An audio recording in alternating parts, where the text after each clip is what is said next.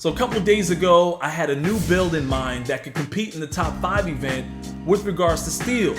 And I've been thinking about this build for a little while because, several people have been talking about how I've been making a lot of builds with high perimeter defense, but not a lot of steals, and we already know how well steals are working in 2K24. So I said, let me take a crack at this, and 2 nights ago, I came up with a new build, brought them to the top 5 for yesterday, and these were some of the results. So before we get started, I want you guys to see that I completed the top 5 event with this brand new build, and it was actually a lot of fun.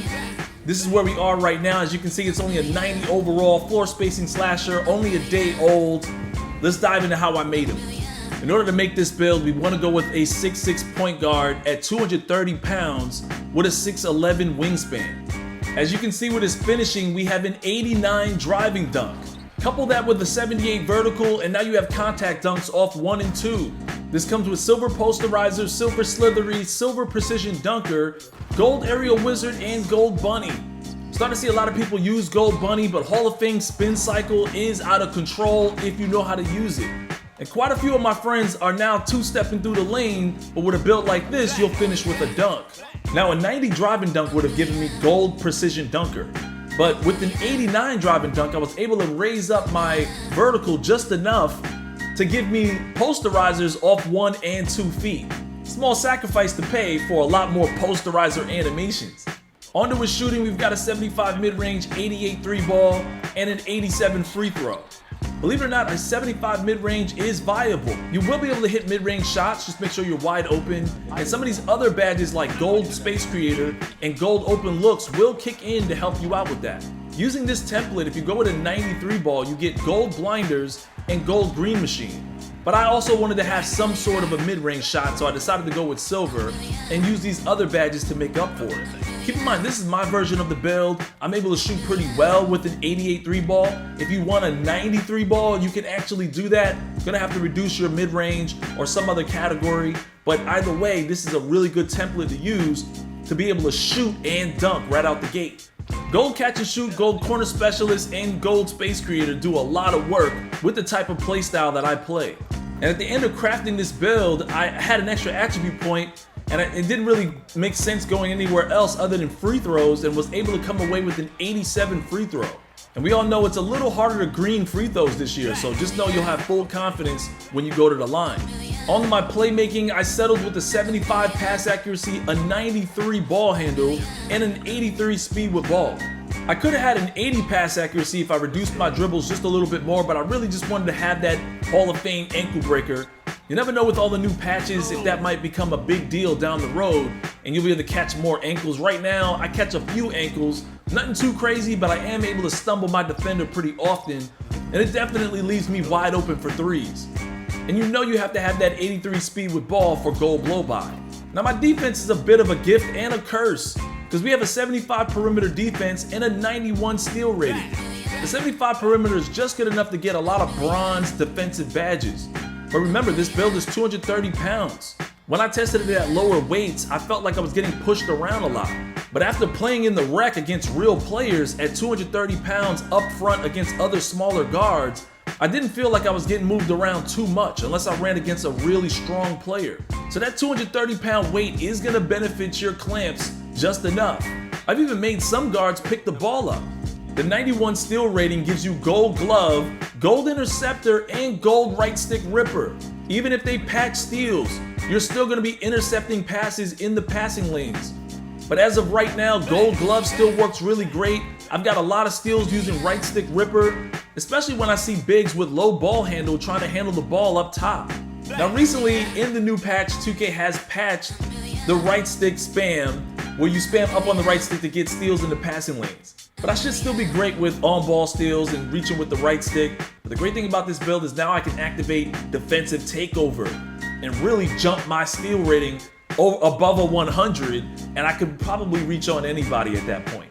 But just don't go too crazy trying to reach on everybody in the rec center, because it could result in a lot of fouls and a lower teammate grade.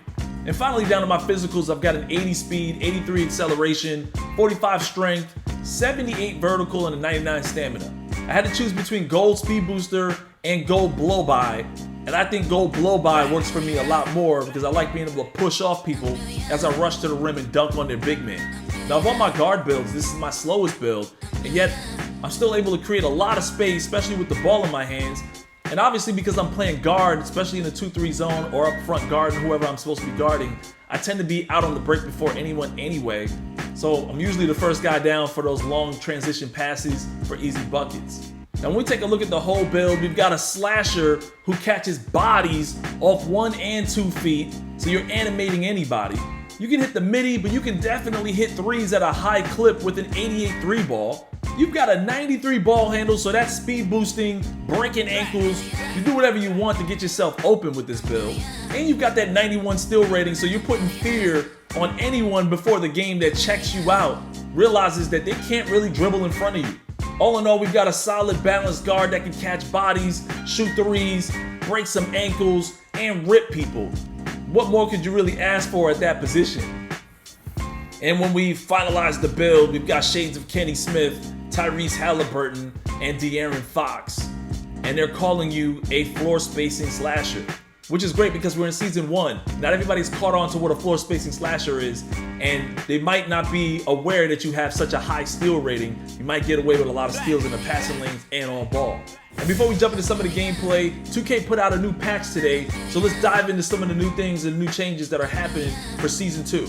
With regards to gameplay, standing meter dunks will now properly use the standing dunk rating instead of driving dunk to determine the green window size. That's kind of crazy because people were actually greening standing dunks with their driving dunk meter rating. I even did it. So hey man, that's probably going to come to an end now.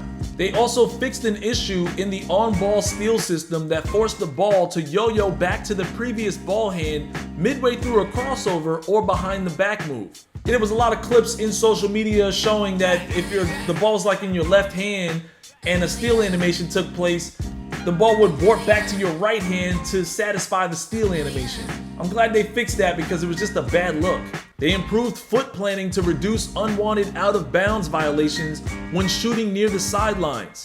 That's another big one. There's been a lot of violations on the sideline, especially guys that want to sit corner and knock down threes. You pass the ball to them, they step out of bounds. When blockers jump early and land on the ball handlers or shooters, fouls will now be called 100% of the time.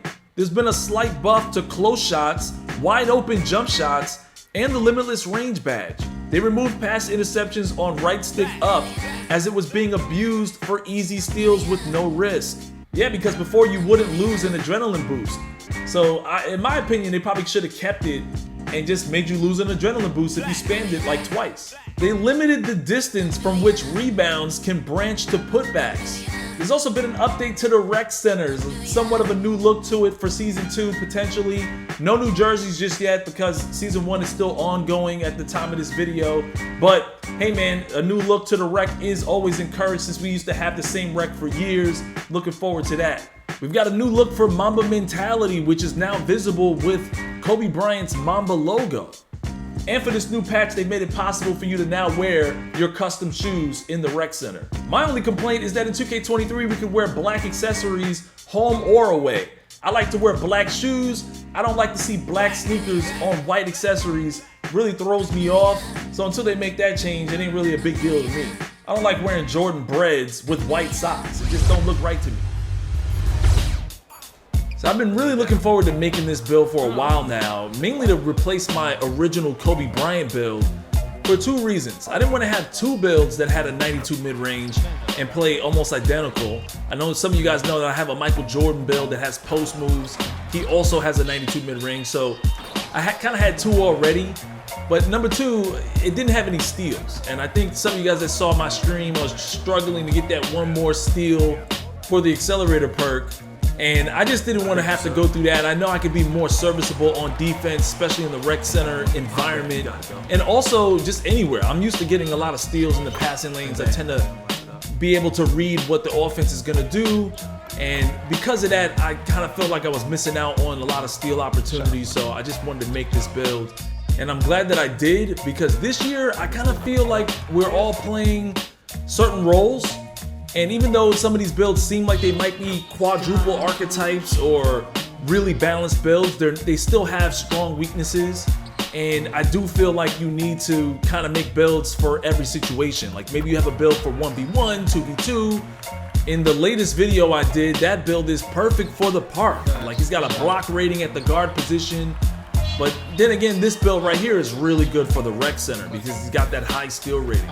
And as always, if you make any of my builds, just use this as a template. We don't all play the same, so modify it to your play style. So anyways, guys, this was my new build I made for the top 5 event. It's my new build that has steals. So for the first time, I made a build with steals. If you guys saw my last stream, I struggled to get steals with builds that didn't really have any, and I was playing street ball. But I tend to get a lot more steals in the rec center with a low steal rating, so it didn't seem to matter to me until that point. But now we can get steals now. Let me know what you thought in the comment section below. This build seems to be a lot of fun for me. As always, smack that like and subscribe, and I'll see you guys in the next one.